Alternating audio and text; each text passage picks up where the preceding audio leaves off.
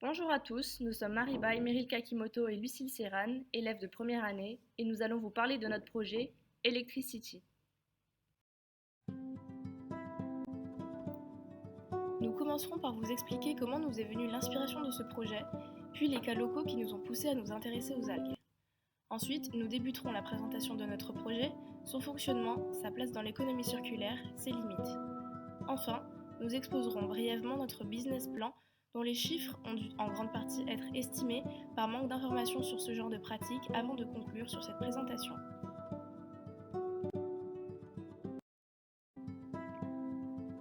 Tout a commencé par la découverte du phénomène d'eutrophisation d'algues vertes sur les plages bretonnes dû à une agriculture intensive et des engrais surexploités.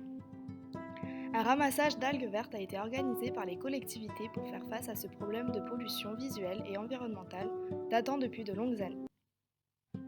Cette actualité a attiré notre attention et nous nous sommes demandé si ce projet pouvait être réalisable à l'échelle de la Nouvelle-Calédonie suite aux événements locaux de rejet d'algues sur les plages de Bourail en 2018. En effet, même si les quantités retrouvées ne sont que minimes par rapport aux 100 000 m3 ramassés en Bretagne, nous aimerions savoir que faire de ces marées vertes qui polluent nos plages du côté de Poé. À l'étranger, des collectivités mettent en place un système de ramassage des algues qui dégage des gaz nocifs et nauséabonds. Bien que nuisibles quand elles recouvrent les plages, les algues vertes peuvent être valorisées. En effet, différentes solutions sont envisageables. L'épandage, le compost et éventuellement des transformations industrielles qui donnent, une fois le produit stabilisé, la possibilité de le transformer en produit cosmétique ou alimentaire.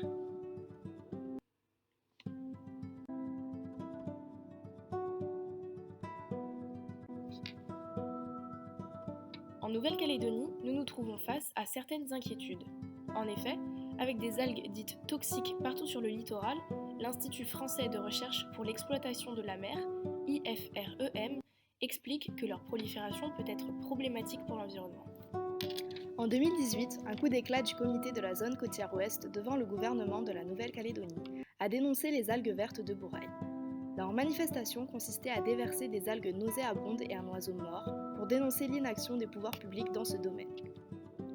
En cause, la prolifération des algues vertes à Bourail sur le littoral de Deva, entre l'hôtel Sheraton et la sortie du Marais Fournier. Nicolas Ernoux, membre du comité de gestion de la ZCO et la présidente de l'association, Martine Corneille, mettent en cause les rejets des eaux usées et des engrais du golfe du complexe hôtelier. Il s'agirait du même phénomène préoccupant la Bretagne depuis des années. Ainsi, ces événements récents nous ont poussés à nous intéresser aux macroalgues.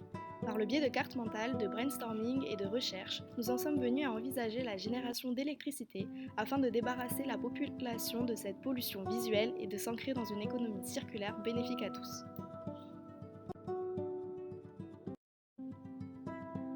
Cependant, nos différents entretiens avec des experts de l'IFREM nous ont ouvert les yeux quant à l'infaisabilité de notre projet sur les algues vertes de Bourail. L'expert Loïc Ledéan nous a expliqué que le plus important à prendre en compte était la disponibilité de la ressource. Les périodes de rejet de macroalgues sur les plages de Bourail étant très peu fréquentes et la biomasse qui pourrait être récoltée étant très faible, un investissement dans ce domaine ne peut être envisageable. Il nous a ainsi orientés vers les microalgues qui représentent une ressource plus fiable et plus accessible. En effet, elles représentent 2/3 de la biomasse terrestre et se développent par photosynthèse à partir d'éléments de base comme le gaz carbonique, l'eau, le soleil et les sels minéraux. Ainsi est née Electricity de l'anglais electricity et seaweed qui veut dire algue. Notre projet est donc de cultiver ces microalgues dans des fermes d'aquaculture autosuffisantes, comme il existe déjà aussi bien à l'étranger que sur le territoire, avec l'exemple local de Nicolas Moretti et sa ferme de microalgues en partenariat avec l'usine de Cognongo, puisqu'elles poussent grâce à la photosynthèse et peuvent de ce fait participer à recycler le CO2 provenant des activités humaines. Après combustion de ces micro-algues, les déchets de leur transformation serviront à produire de l'électricité à bon marché par le biais d'un ingénieux système combinant la biomasse et un moteur diesel appelé BioCoil. Cette étonnante machine, inventée par un chercheur britannique, Paul Jenkins, fonctionne déjà et produit jusqu'à 25 kW d'électricité. Le procédé consiste à transformer de l'énergie solaire en électricité en utilisant 2 intermédiaires clés, des algues et un moteur. Grâce à la photosynthèse, elle transforme la lumière du soleil en biomasse végétale. Une partie de cette masse est prélevée en continu, filtrée, séchée, puis transformée en une très fine poudre, injectée sous pression dans un moteur diesel. Elle s'y comporte comme du fioul. Le moteur fait tourner un générateur et produit de l'électricité. Le gaz carbonique résultant de la combustion est recyclé dans le réacteur où il se retransforme en biomasse par la photosynthèse. Quant à la chaleur dégagée, elle est utilisée pour sécher les algues. Cependant, les algues pousseront dans des bassins en hippodrome plus larges qui utiliseront les eaux usées des stations d'épuration afin de maximiser la production. Tout cela couplé à un investissement de 10 machines Biocoil pour débuter. Comme résultat, pas de pollution et un coût de production au kilowatt analogue à celui d'une centrale thermique au charbon ou au fioul. L'avenir de l'électricité solaire passe aussi par d'étonnantes petites algues vertes. Cette électricité sera reversée à notre partenaire, la Calédonienne des Eaux, où pourra servir à alimenter diverses installations. Nous envisagerons par la suite d'étendre notre production aux particuliers via Enarca.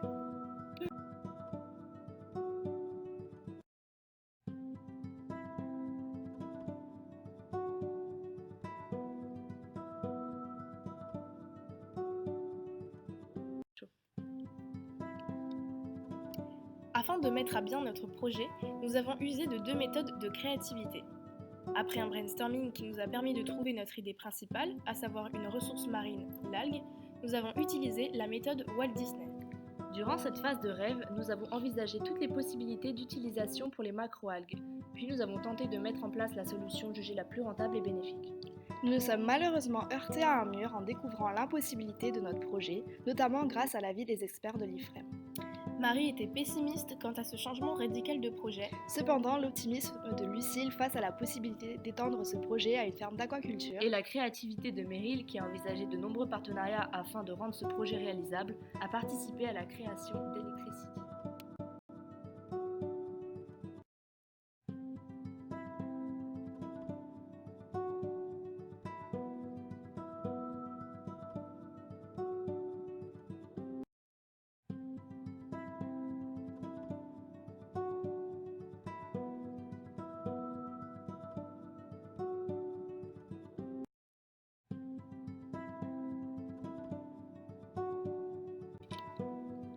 Pour ce qui est de notre business plan, nous savons que ce projet se heurte à des limites. En effet, l'électricité n'est pas la finalité la plus rentable des microalgues. En termes de structure de coûts, nous avons eu beaucoup de difficultés à trouver des chiffres concrets. Nous avons fait appel à plusieurs professionnels afin d'améliorer nos connaissances numériques telles que le coût de récolte, filtrage et séchage des microalgues, la quantité de microalgues à fournir pour un litre d'algocarburant. Malheureusement, ce type de procédé étant très récent et cette expérience étant une initiative nouvelle, ils n'ont pas assez de recul pour nous fixer des prix. Les coûts dont nous disposons restent donc une estimation approximative. Cependant, l'activité envisagée peut générer des bénéfices importants. En effet, il existe un besoin fort non satisfait, notamment dû à l'hypothèse que le phénomène de collapsologie se rapproche à grands pas.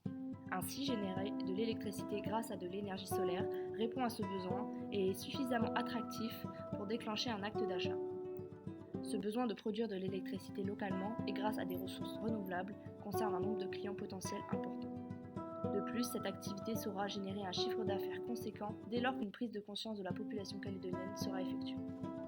Comme nous le savons, la planète commence à avoir de plus en plus de mal à encaisser les méthodes de l'homme pour parvenir à ses fins. La plupart du temps, il utilise les énergies fossiles pour créer de l'électricité, car c'est une méthode simple, rapide et efficace. Il ne songe malheureusement pas à ménager notre planète en se penchant sur d'éventuelles solutions plus respectueuses de l'environnement. La conversion d'algues en électricité est une solution qui répond aux besoins des habitants en utilisant une méthode dite verte pour créer cette énergie tant désirée et devenue indispensable au quotidien. En récupérant les microalgues auprès de la station d'épuration locale, nous effectuerons une économie circulaire. Nous utilisons les rejets d'une industrie pour faire fonctionner notre propre économie, créant une situation d'interdépendance. La Calédonienne des Eaux faisant appel à nous pour nettoyer ses bassins des algues gênantes, et nous qui avons besoin de ce fameux rejet pour faire fonctionner une économie. Les clients ciblés sont les ménages si possible, mais pour l'instant nous souhaitons fournir l'électricité suffisante à notre partenaire, la Calédonienne des Eaux, et si nous pouvons fournir plus d'électricité, nous la revendrons à Enercal et aux particuliers. L'entreprise apporte une solution nouvelle à un besoin existant car en Nouvelle-Calédonie, les ressources sont multiples pour parvenir à la création d'énergie sans passer par l'énergie fossile qui pollue beaucoup. Nous ne possédons pas de concurrence au niveau de l'économie circulaire en Nouvelle-Calédonie, car personne n'utilise des algues pour créer de l'électricité localement.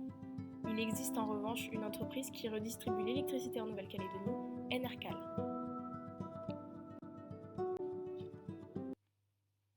Pour conclure, ce projet regroupe de nombreux avantages. Cela permettrait de mettre en place une démarche écologique et pratique sur le territoire pour répondre aux besoins de la population. En revanche, elle comporte des inconvénients. Cela demeure difficile à mettre en place. En effet, l'utilisation du pétrole est la manière la plus simple de créer de l'électricité. Le marché est-il prêt ? Investissez chez nous, c'est un investissement rentable à long terme. En plus de contribuer à un geste écologique majeur en Nouvelle-Calédonie, vous dorerez l'image de votre entreprise.